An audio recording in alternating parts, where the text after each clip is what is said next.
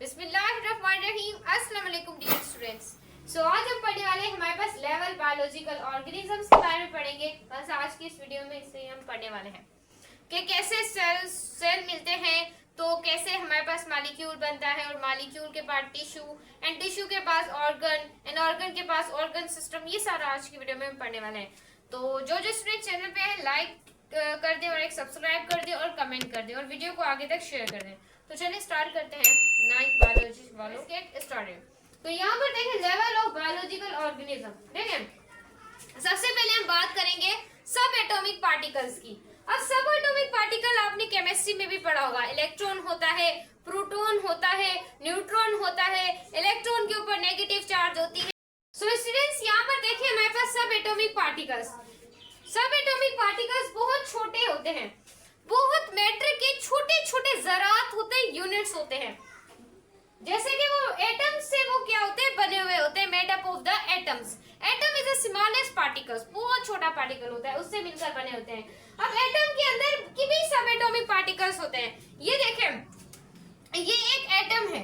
अब एटम के बाहर जो शेल्स होते हैं उसके अंदर क्या होते हैं, नेगेटिव इलेक्ट्रॉन्स होते हैं, शेल्स के अंदर घूम रहे होते हैं। और यहाँ पर जो इसका न्यूक्लियस होता है एटम का, उसके अंदर प्रोटॉन होते हैं और क्या होते हैं, हमारे पास न्यूट्रॉन होते हैं। ऐसे यहाँ पर बात हो रही है कि मैटर से ये बने हुए हैं छोटे छोटे पार्टिकल। एटम के अंदर छोटे छोटे जरात, एक इलेक्ट्रॉन, एक प्रोटॉन, एक हमारे पास क्या न्यूट्रॉन। तो इसे सिंप्लीफाई हम कहते हैं सब एटॉमिक पैरासाइट्स कहते हैं। उसके बाद होता है एलिमेंट। अब देखो एलिमेंट क्या होता है।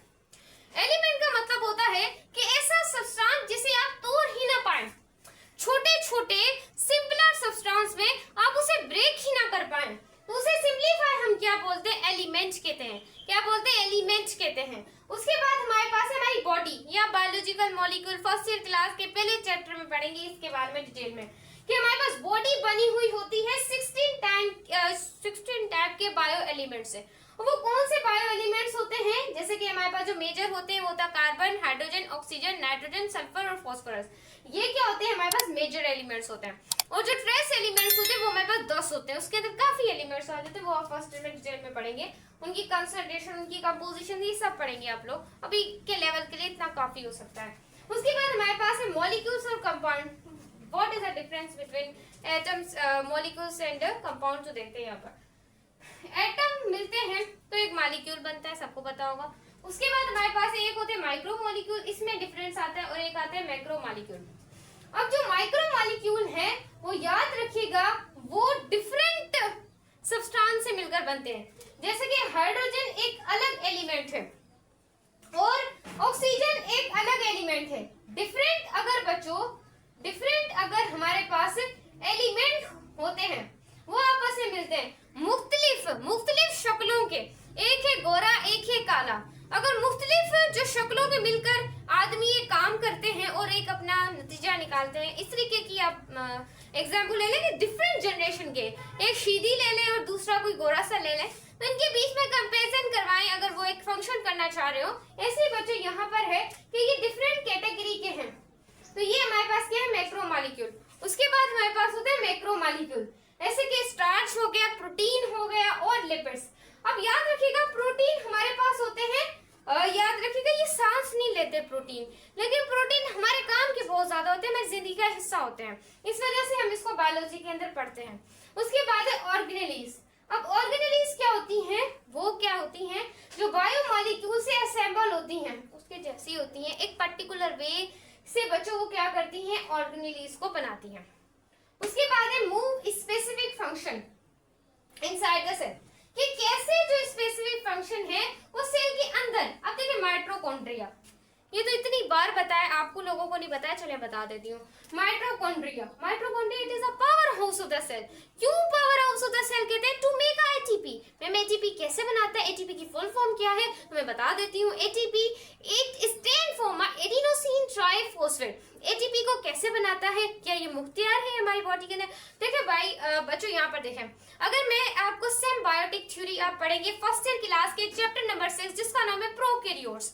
उसके अंदर ये सिम्बायोटिक जो थ्योरी है वो बताती है कि इंसान जो है वो पहले दुनिया में आए थे प्रोकैरियोट्स। जब बहुत ज्यादा सन की रोशनी पड़ती होती थी जानदारों के ऊपर, तो जो सबसे पहले जानदार थे वो हमारे पास प्रोकैरियोट्स आए थे।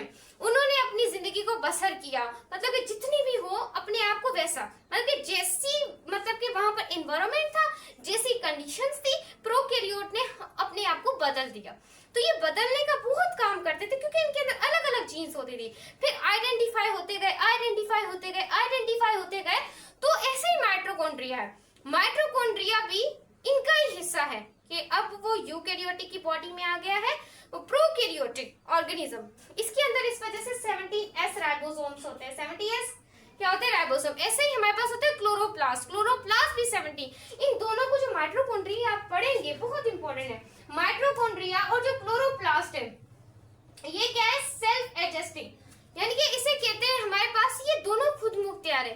क्यों माइटोकॉन्ड्रिया पावर हाउस सेल है? क्योंकि ये एटीपी को बना रहा है, ग्लूकोज C6H12O6। ग्लूकोज को तोड़कर in the presence of the sunlight ये क्या बनाते हैं? एटीपी। अगर सनलाइट नहीं है तो भी बॉडी के अंदर एटीपी बन रही है। तो इस वजह से बच्चों इसके पास अपने राइबोसोम्स और अपना डीएनए होता है, और डीएनए अगर जिसके पास हो वो खुद मुख्तियार होता है। जैसे कि इंसान है, इंसान के पास उसका डीएनए है। तो इस तरीके से बच्चों ये सारा कमाल होता है। अब क्लोरोप्लास्ट को हम कहते हैं, जो हमारा माइटोकॉन्ड्रिया है वो है पावर हाउस सेल। क्लोरोप्लास्ट ये किचन है सेल का, जहां पर उसका खाना बनता है, जहां पर हमारा भी खाना बनता है, क्योंकि प्लांट बड़े होते हैं, फूड बनाते हैं और उसी फूड को हम खाते हैं और अपनी जिंदगी को बसर करते हैं।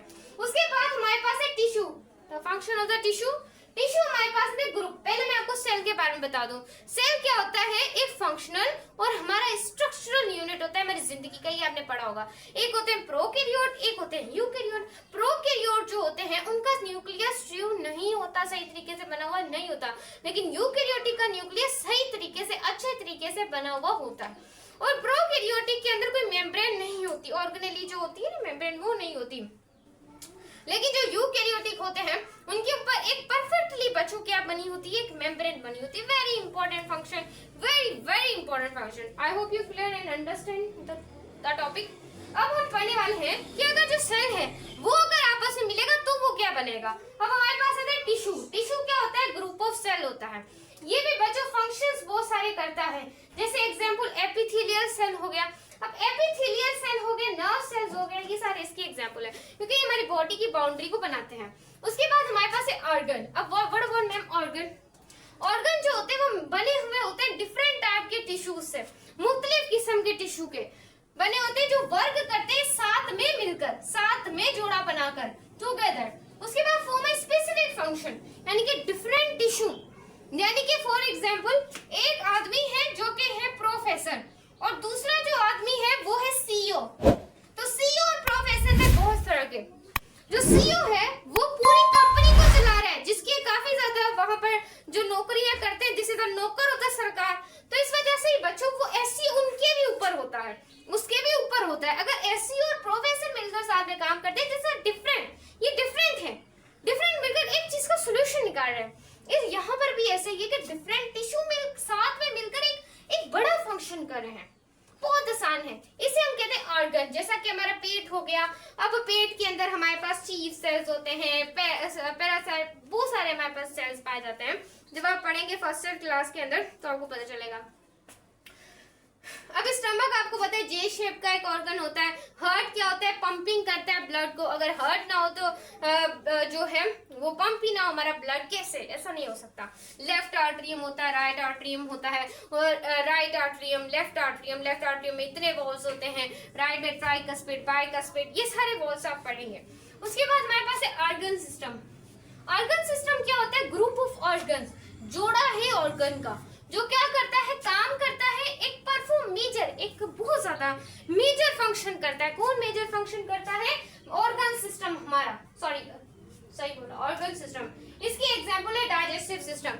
अब डाइजेस्टिव सिस्टम से क्या मुराद है? एक छोटा फूड का निवाला जब आप अपने मुंह के अंदर डालते हैं, वो मुंह के अंदर जाने के बाद आपका सीधा आपके जाता है एसोफेगस में, ट्रेकिया में, ब्रोंकस में, ब्रोंकियोस में, ऐसे स्टमक के अंदर जाते हैं, एल्वियोलाई। ये सारा फंक्शन पढ़ेंगे, बहुत बड़े ये कंडीशन से हमारे पास डाइजेस्टिव ट्रैक्ट के अंदर आपका खाना डाइजेस्ट हो रहा होता है, लार्ज इंटेस्टाइन में जाता है, स्मॉल इंटेस्टाइन में जाता है। अगर थोड़ा सा रह जाए एब्जॉर्ब करने वाला खाना तो वो होता है लार्ज इंटेस्टाइन। ये डिटेल में मैंने फर्स्ट ईयर अपलोड की हुई है, वो टीच दूंगा पर देखना आप लोग। उसके बाद हमारे पास है एग्जांपल, कहाँ गई, हाँ, अब है ऑर्गेनिज्म। अब organism it is creating a integration of all organ system.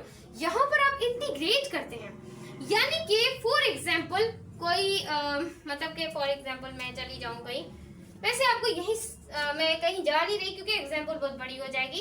ये ऑल ऑर्गेनिज्म की इंटीग्रेट करवाते हैं, जैसे कि इंसानों का ताल्लुक रखे प्लांट से, प्लांट का ताल्लुक रखे, तो ये थोड़ा अफवर्ड हो जाएगा। उसके बाद नेक्स्ट हमारे पास है पॉपुलेशन, बढ़ती हुई आबादी, यानी कि group of organism in same species, यानी कि ऑर्गेनिज्म का जोड़ा है और वो एक ही स्पीशी से ताल्लुकात रख रहा है। This is called a population. Population में एग्जांपल हमारे पास आती है बढ़ती हुई इंसानों की पॉपुलेशन। जैसे इस्लामाबाद के करीब अगर देखा जाए तो 1.5 लाख से भी ज्यादा आबादी रहती है। उसके बाद है हमारे पास कम्युनिटी। अब फॉर एग्जांपल यूट्यूब के अंदर आपका जो चैनल है उसके अंदर आपको ऑप्शन मिलता है कम्युनिटी पोस्ट का। अब कम्युनिटी पोस्ट से आप अपनी ऑडियंस से इंटरेक्शन कर सकते हैं, अपनी ऑडियंस से बात कर सकते हैं कि आपको क्या चाहिए। देखिए, अगर आपकी ऑडियंस उस चीज के ऊपर 20 रेस्पॉन्स भी दे दे, अगर आप उसके ऊपर काम करेंगे तो आपको बहुत अच्छा फीडबैक फ्यूचर के अंदर मिलेगा, आप लाखों रुपए कमाएंगे।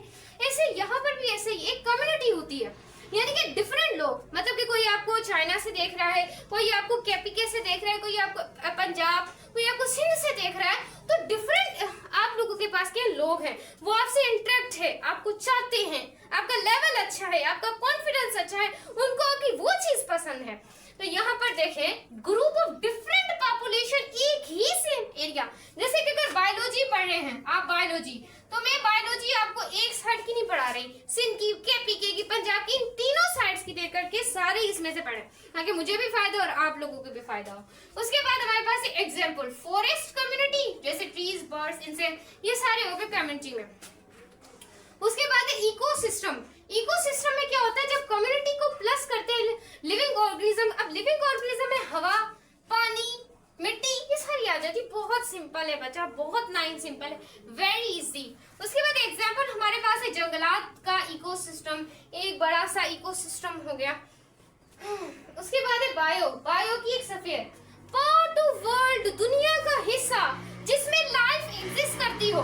फॉर एग्जाम्पल ये पूरी दुनिया है, इस दुनिया के अंदर अगर जिंदगियां रह रही हैं, जिंदगियां एग्जिस्ट कर रही हैं, तो आप उसे कहते हैं बायोस्फीयर। जैसे होल वर्ल्ड अर्थ, अर्थ की होल वर्ल्ड होगी, जैसे कि ऑल इकोसिस्टम हो गए हमारे अर्थ के अंदर।